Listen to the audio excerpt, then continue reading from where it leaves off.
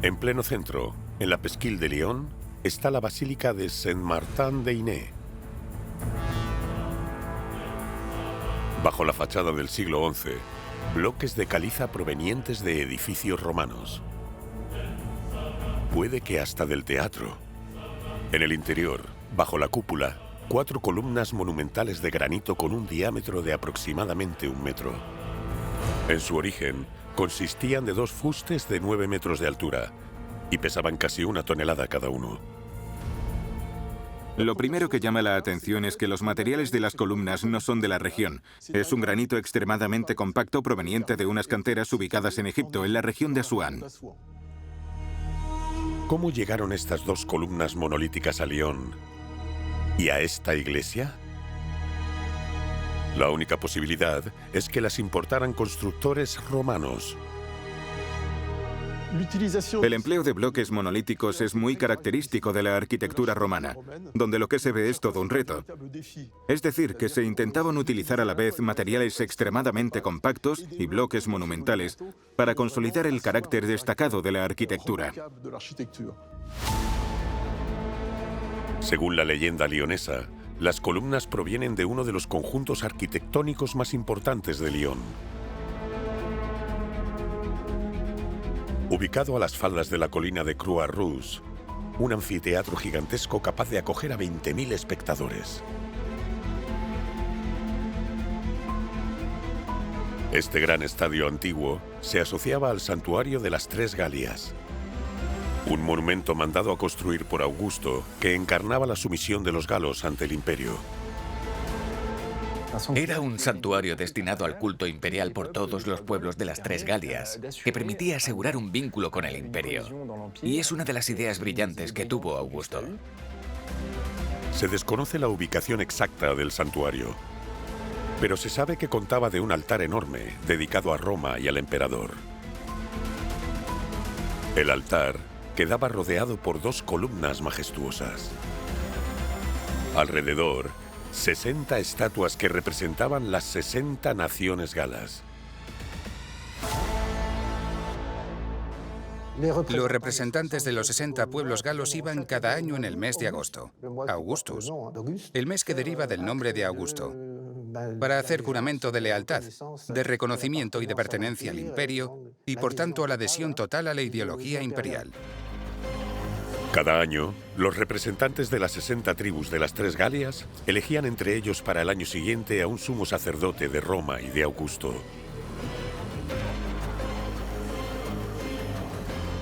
Uno de ellos fue un tal Cayo Julio Rufo. A inicios del siglo I, mandó construir la estructura romana más colosal de la polis. Cayo Julio Rufo ciertamente es uno de los grandes representantes de los aristócratas galos que junto a los romanos participarían en la transformación real del territorio para llevarlo cada vez más a la romanización. Esta estructura monumental la encontró la arqueóloga Amable Odan durante los años 50 y 60. Son las ruinas del anfiteatro de las Tres Galias, un coliseo leonés con su arena, cuya construcción estaba financiada por el sumo sacerdote. De forma elíptica, se erigió en el año 19 después de Cristo. Con 81 metros de largo y un ancho de 60 en su primera etapa, se agrandó durante el siglo II y su capacidad era de 20.000 espectadores, casi tanto como en Arles o Nimes. Se apoyaba parcialmente sobre la colina y sobre una estructura hueca gracias a los arcos de hormigón romano, un escenario destinado a ser lugar de concentración de los representantes de las 60 tribus galas.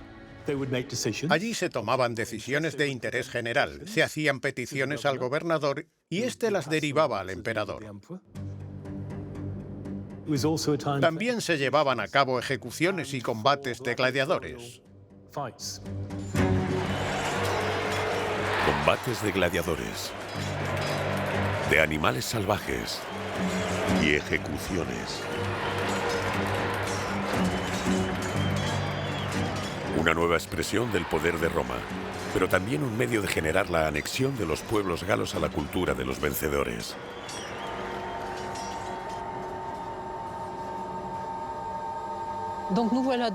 Estamos en la capilla consagrada a Némesis, una divinidad venerada por los gladiadores.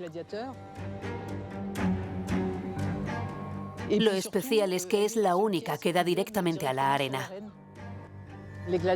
Los gladiadores debían pasar aquí un tiempo de meditación antes de pasar por debajo de su reina y salir al combate. Para asistir a los combates y participar en los debates del Consejo de las Tres Galias, los delegados de las 60 tribus galas disponían de asientos reservados. Estos bloques de caliza, cuyo peso podría acercarse a la tonelada, se colocaron gracias a ingeniosas herramientas de elevación. Como es el caso de la grúa, una máquina que lo debe todo a una invención romana aún empleada actualmente, la polea. La invención romana más importante es la polea. Son los juegos de poleas los que permiten multiplicar las fuerzas y elevar bloques cada vez más importantes con una mano de obra cada vez menor como resultado y, por tanto, ganar rentabilidad y eficacia en el lugar de construcción. Encontrados durante las excavaciones, la colocación de estos bloques se restituyó en el anfiteatro durante los trabajos de restauración. Sobre el primero, en la parte de arriba del bloque, se ven tres iniciales, ARV. Son los arvernos de la actual Clermont-Ferrand. Luego, BITC. Son los bituriges de la actual Bourges, con rayas verticales que indican la separación entre las plazas de los tres representantes de los bituriges aquí. Y un representante de los arvernos que también tenía a sus compañeros a nuestra izquierda. Gracias a estas inscripciones, los muros del anfiteatro son el testimonio de que en el año 48 después de Cristo, el emperador romano Claudio, nacido en Lyon, luchó por la incorporación de las élites galas en el pleno del Senado romano. Un discurso histórico que se pronuncia en Roma, reproducido en tablones de bronce, descubiertos a los pies de la Croix Rouge.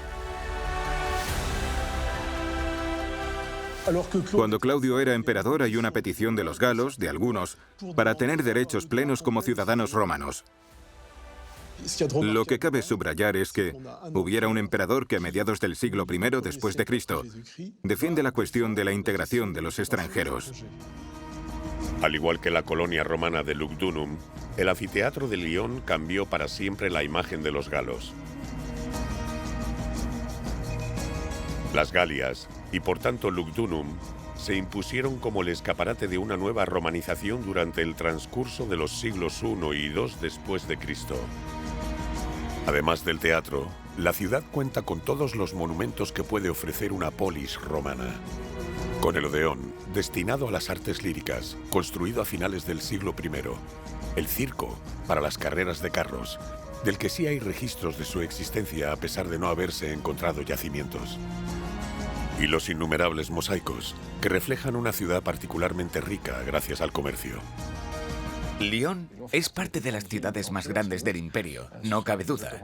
Los escritores antiguos lo cuentan, pero también por los elementos que están presentes en Lyon. Puede que formara parte de las 10 ciudades más grandes del imperio romano. Hay que imaginarse muchos bienes, sobre todo productos alimenticios, que llegan del Valle del Ródano a Lyon y ahí se distribuyen. En este sentido, Lyon juega el papel de punto de confluencia, por lo que es una ciudad activa y cosmopolita que atrae a los extranjeros. De esta capital cosmopolita quedan monumentos en la superficie, pero también estructuras maravillosas bajo tierra.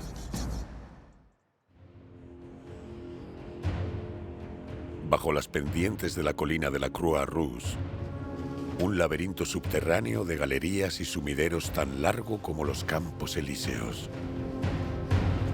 Las Espinas de Pescado.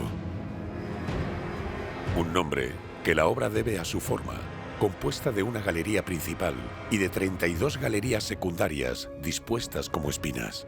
Las Espinas de Pescado tienen 80 metros de desnivel, 2 kilómetros de largo y 400 metros de sumideros. Es una obra única en el mundo y de la que no hay equivalente conocido en el mundo romano. Una megaestructura soterrada, única en el mundo romano.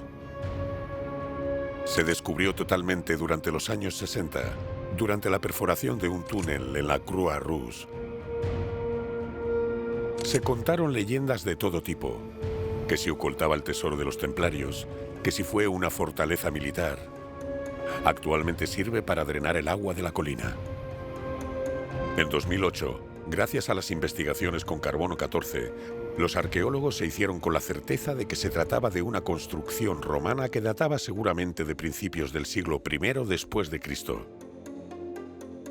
Se empieza a tener la seguridad de que era un edificio romano que sin duda pasó luego por distintas fases, pero que en un principio, quizá en la época agustina, tuvo que ser extremadamente caro al igual que complejo de construir y que nos resulta un misterio aún a día de hoy. Gracias a los sumideros enquistados, el complejo se descubrió en 1959. Esto es un sumidero que mide 2 metros por 2 y con una altura de 25 metros, la longitud de la típica piscina de natación. Hay 16 pozos similares a este, denominados espinas de pescado. Gracias a ellos, se pudieron ir sacando los escombros de la excavación de esta red de 2 kilómetros. La red está conectada a la superficie, pero que esté conectada a la superficie solamente por los sumideros que se utilizaron para la excavación parece dudoso. Que esté conectada a la superficie significa que había comunicación entre la superficie y la parte más subterránea, pero ¿por qué?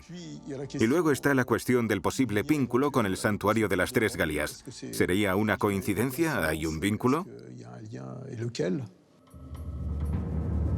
Para construir esta red, los obreros comenzaron por excavar las galerías, que se habilitaban y se reforzaban con la ayuda de arcos de medio punto.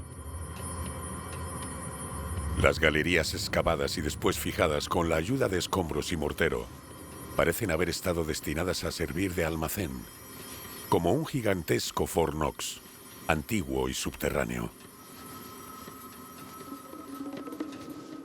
Volvemos a encontrar los arcos romanos.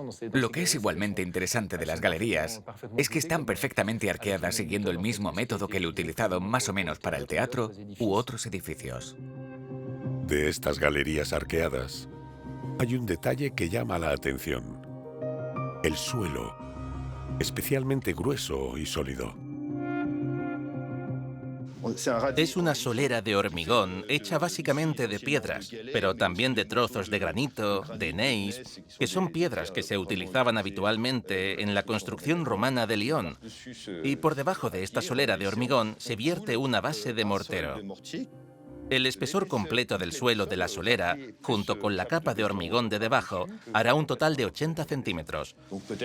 Por lo que puede que esto se hiciera tanto por la solidez de la construcción como también por el almacenaje de materiales u objetos muy pesados. Materiales pesados como los que se utilizan en las casas de la moneda de Lyon, la única fuera de las murallas de Roma.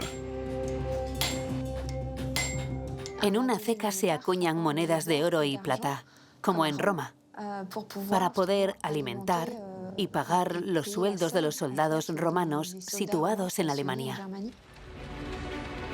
Con el fin de proteger esta casa de la moneda, Lyon contaba con una tropa de élite de 500 hombres, la cohorte urbana. La presencia de esta cohorte urbana señala la importancia de Lyon. Era una tropa destinada a proteger la polis y Lyon era la única ciudad de la provincia, exceptuando a Cartago, que tenía una. ¿Sirvieron las espinas de pescado para proteger las reservas de la ceca de Lyon? Lo único seguro es que estaban conectadas al ródano, para que los materiales más pesados pudieran ser transportados hasta Lugdunum. El hecho de que la red, y en particular las espinas, una especie de almacén, sean tan profundas, es un misterio. Pero sin duda lo más complicado, que es descender tanto, tiene sentido.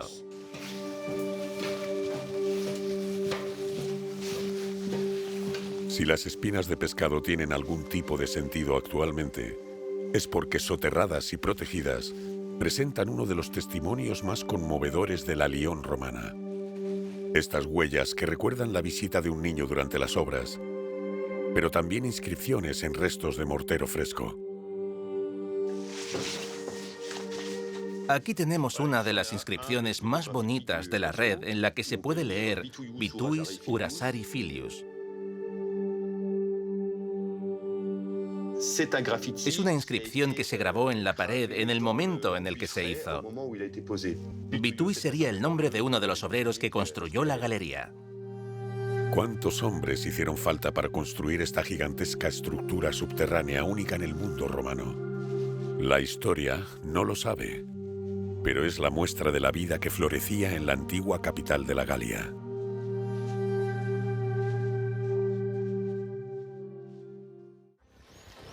En el transcurso del siglo I después de Cristo, la población de Lugdunum no paraba de aumentar.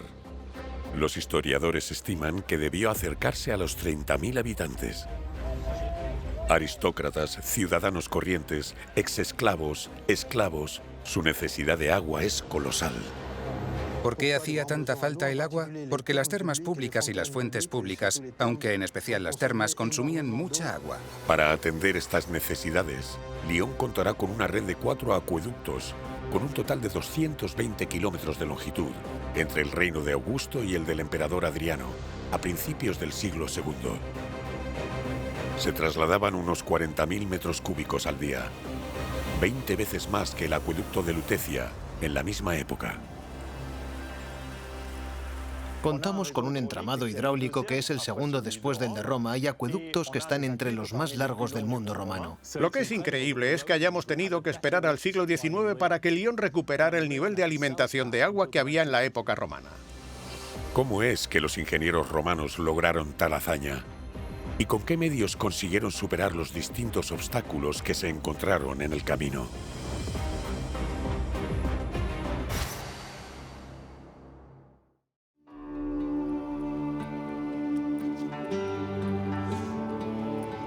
A 40 kilómetros al suroeste de Lyon, hay un túnel excavado por los romanos para permitir al acueducto atravesar un espolón rocoso.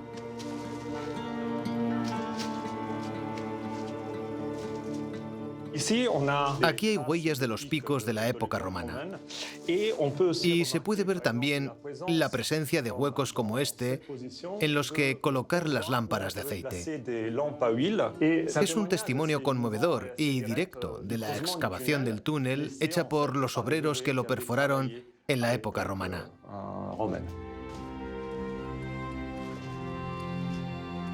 En el interior del túnel, la canalización sigue intacta, o casi. Esta canalización es el acueducto, un arco de hormigón romano enquistado en mitad del túnel. Se iba por tramos, por lo que había encofrados que se podían hacer de 2 o 3 metros de longitud y luego desplazarlos. Y una vez que se habían hecho las jambas, es decir, las paredes del canal, se podía construir el arco. Gracias a este invento romano, un revestimiento de un mortero de cal y tejas, el canal es totalmente impermeable. Una de las características principales del opus signinum es la presencia de fragmentos de terracota que podían ser milimétricos o ligeramente más grandes. La presencia de la terracota permitía asegurar la impermeabilidad de la mezcla y, por tanto, hacer circular el agua en el interior del canal sin problemas. Lo bueno es que es un material que era fácil de encontrar, que había por todas partes y que podía provenir de tejas, de ladrillos o de cerámicas. En el canal, el agua fluía por la gravedad en dirección a la pendiente constante, que sería de 1 metro por cada kilómetro. La idea es que el acueducto debe partir de un punto más elevado que el punto de llegada. Se trataba de construir un canal que tuviera una pendiente constante y que fuera de un lado al otro del acueducto.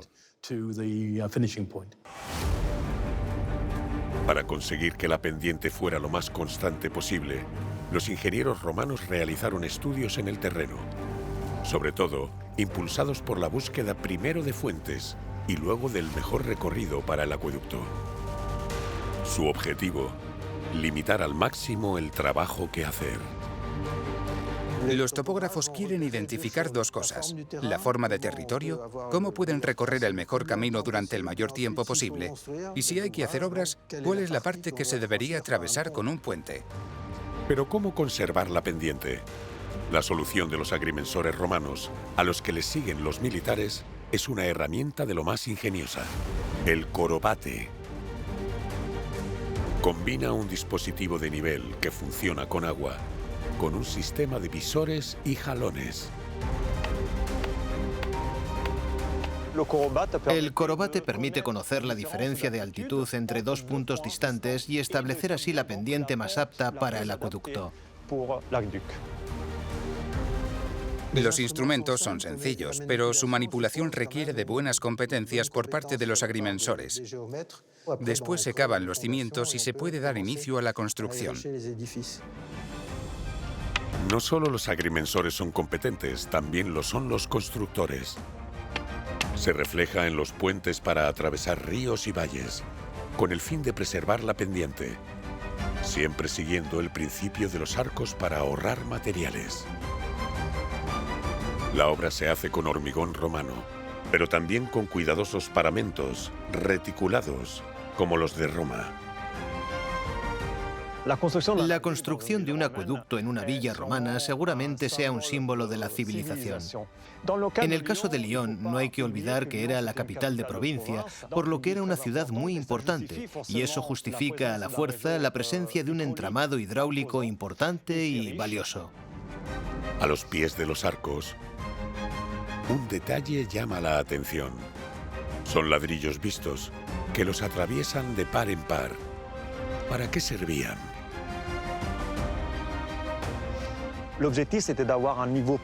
El objetivo era tener un nivel llano durante la construcción y repartirlo en los encofrados para después colocar escombros en el exterior y en el interior y desechar el cemento que estaba hecho de mortero y de rocas.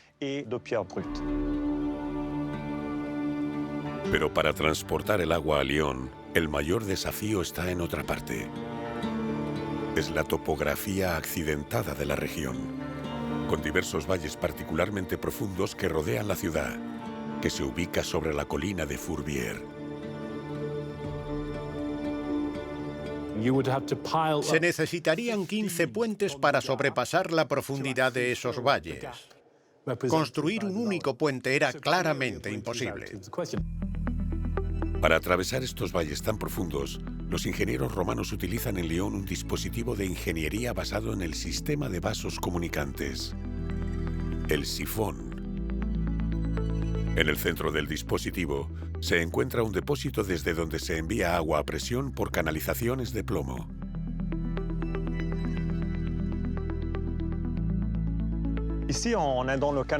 Estamos en el canal del acueducto, donde el agua llegaba libremente al interior del depósito donde se acumulaba.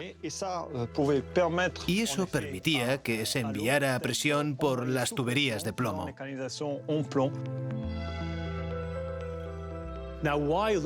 ¿Por qué tuberías de plomo? Porque era el único material que aguantaba la presión. Y no había una, sino varias para dividir la presión con el fin de que las tuberías no explotaran en el punto más bajo. Una vez a presión en estas canalizaciones de plomo, el agua atraviesa el valle y llega con presión a un segundo depósito en el otro lado. Esta reserva regula el caudal que llega para que vuelva a ir al canal hasta su destino. He de decir, un poco por orgullo de Lyon, que hay 9 sifones y que el conjunto del mundo romano contaba con aproximadamente 30. O sea que Lyon tiene 1/3 de todos los sifones del mundo romano. Lyon se conoce como la capital de los galos, pero nosotros la llamamos la capital de los sifones. La capital de los sifones. Un número lo atestigua: 10.000 toneladas. Esa es la cantidad de plomo que se utilizó para el conjunto de las tuberías, casi tanto como el peso de la Torre Eiffel. Solo este número ya refleja el apogeo de Lugdunum durante el siglo II, antes de que un terrible acontecimiento sea el detonante de su declive.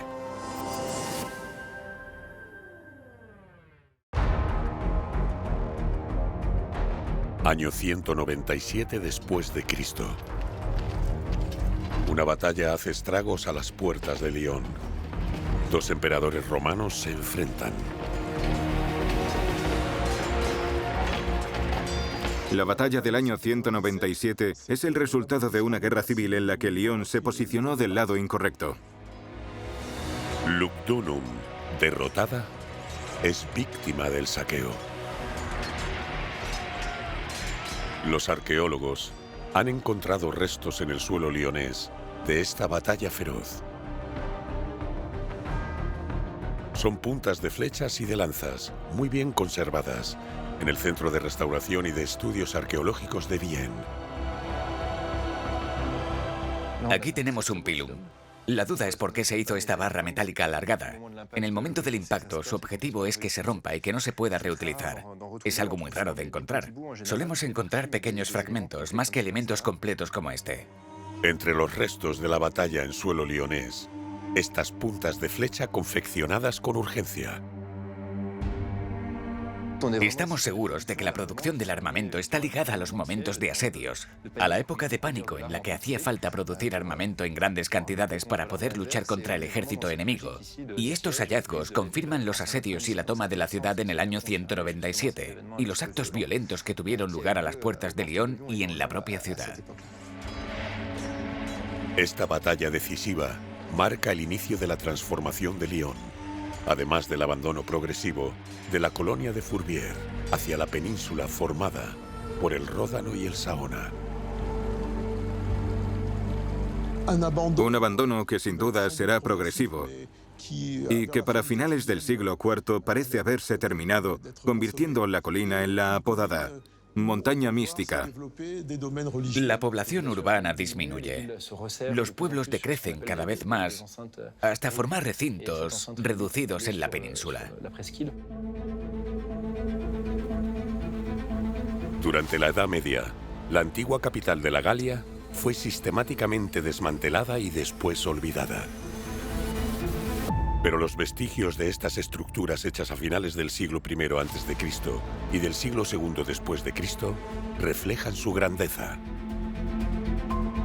Como ejemplo, su teatro, donde se celebra el Festival Noches de Fourvière, su Odeón, su anfiteatro de 20.000 plazas, sus acueductos y sus ingeniosos sifones, y las espinas de pescado.